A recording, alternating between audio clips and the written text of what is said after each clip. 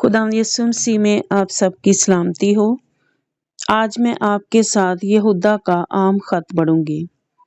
یہودا کا خط ان جھوٹے استادوں سے خبردار کرنے کی غرض سے لکھا گیا جو ایماندار ہونے کا دعویٰ کرتے تھے، اور یہ خط پطرس کے دوسرے خط جیسا ہی ہے۔ اس میں یہودا اپنے قائرین اپنی کلیسیوں کی حوصلہ افزائی کرتے ہیں کہ اس ایمان کے واسطے جان فشانی کرو جو مقدسوں کو ایک ہی بار سونپا گیا تھا۔ یہ اس کا مختصر تعریف ہے۔ ابھی ہم اس کے پہلے باب سے پڑھیں گے۔ یہودا کی طرف سے جو خداوند یسوع مسیح کا بندہ اور یعقوب کا بھائی ہے، ان بلائے ہوئوں کے نام جو خدا باپ میں عزیز اور یسوع مسیح کے لیے محفوظ ہیں، رحم اور اطمینان اور محبت تم کو زیادہ حاصل ہوتی رہے۔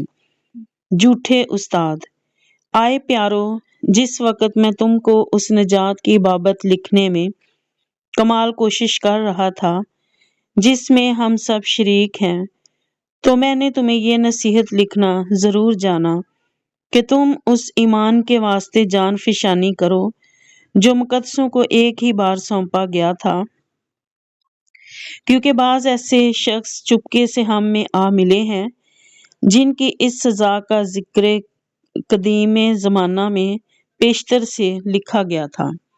یہ بے دین اور ہمارے خدا کے فضل کو شہوت پرستی سے بدل ڈالتے ہیں اور ہمارے واحد مالک اور خداوند یسوع مسیح کا انکار کرتے ہیں۔ پس اگرچہ تم سب باتیں ایک بار جان چکے ہو، تو بھی یہ بات تمہیں یاد دلانا چاہتا ہوں کہ خداوند نے ایک امت کو ملک مصر میں سے چھڑانے کے بعد انہیں ہلاک کیا جو ایمان نہ لائے تھے، اور جن فرشتوں نے اپنی حکومت کو قائم نہ رکھا بلکہ اپنے خاص مقام کو چھوڑ دیا، ان کو اس نے دائمی قید میں تاریکی کے اندر روز عظیم کی عدالت تک رکھا ہے۔ اسی طرح سدوم اور عمورہ اور ان کے آس پاس کے شہر جو ان کی طرح حرام کاری میں پڑ گئے اور غیر جسم کی طرف راغب ہوئے، ہمیشہ کی آگ کی سزا میں گرفتار ہو کر جائے عبرت ٹھہرے ہیں۔ تو بھی یہ لوگ بھی اپنے وہموں میں مبتلا ہو کر ان کی طرح جسم کو ناپاک کرتے اور حکومت کو ناچیز جانتے اور عزت داروں پر لعن طعن کرتے ہیں۔ لیکن مقرب فرشتہ میکائیل نے موسیٰ کی لاش کی بابت ابلیس سے بحث و تکرار کرتے وقت لعن طعن کے ساتھ اس پر نالش کرنے کی جرأت نہ کی، بلکہ یہ کہا کہ خداوند تجھے ملامت کرے، مگر یہ جن باتوں کو نہیں جانتے ان پر لعن طعن کرتے ہیں، اور جن کو بے عقل جانوروں کی طرح طبعی طور پر جانتے ہیں ان میں اپنے آپ کو خراب کرتے ہیں۔ ان پر افسوس کہ یہ قائن کی راہ پر چلے اور مزدوری کے لیے بڑی حرص سے بلعام کی سی گمراہی اختیار کی اور کورہ کی طرح مخالفت کر کے ہلاک ہوئے۔ یہ تمہاری محبت کی ضیافتوں میں تمہارے ساتھ کھاتے پیتے وقت گویا دریا کی پوشیدہ چٹانیں ہیں۔ یہ بے دھڑک اپنا پیٹ بھرنے والے چرواہے ہیں۔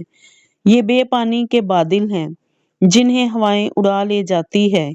یہ پت جڑ کے بے پھل درخت ہیں جو دونوں طرح سے مردہ اور جڑے اکھڑے ہوئے ہیں۔ یہ سمندر کی پرجوش موجیں ہیں جو اپنی بے شرمی کے جھاگ اچھالتی ہیں۔ یہ وہ آوارہ گرد ستارے ہیں جن کے لیے ابا تک بے حد تاریکی دھری ہے۔ ان کے بارے میں ہنوک نے بھی جو آدم سے 7ویں پشت میں تھا یہ پیشن گوئی کی تھی کہ دیکھو، خداوند اپنے لاکھوں مقدسوں کے ساتھ آیا تاکہ سب آدمیوں کا انصاف کرے اور سب بے دینوں کو ان کی بے دینی کے ان سب کاموں کے سبب سے جو انہوں نے بے دینی سے کیے ہیں اور ان سب سخت باتوں کے سبب سے جو بے دین گناہ گاروں نے اس کی مخالفت میں کہی ہیں، قصوروار ٹھہرائے۔ یہ بڑبڑانے والے اور شکایت کرنے والے ہیں اور اپنی خواہشوں کے مطابق چلتے ہیں اور اپنے منہ سے بڑے بول بولتے ہیں اور نفع کے لیے لوگوں کی روداری کرتے ہیں۔ انتباہات اور نصیحتیں۔ لیکن آئے پیارو، ان باتوں کو یاد رکھو جو ہمارے خداوند یسوع مسیح کے رسول پہلے کہہ چکے ہیں۔ وہ تم سے کہا کرتے تھے کہ آخر زمانہ میں ایسا ٹھٹھا کرنے والے ہوں گے جو اپنی بے دینی کی خواہشوں کے موافق چلیں گے۔ یہ وہ آدمی ہیں جو تفرقے ڈالتے ہیں اور نفسانی ہیں اور روح سے بے بہرا۔ مگر تم آئے پیارو، اپنے پاک ترین ایمان میں اپنی ترقی کر کے اور روح القدس میں دعا کر کے اپنے آپ کو خدا کی محبت میں قائم رکھو اور ہمیشہ کی زندگی کے لیے ہمارے خداوند یسوع مسیح کی رحمت کے منتظر رہو۔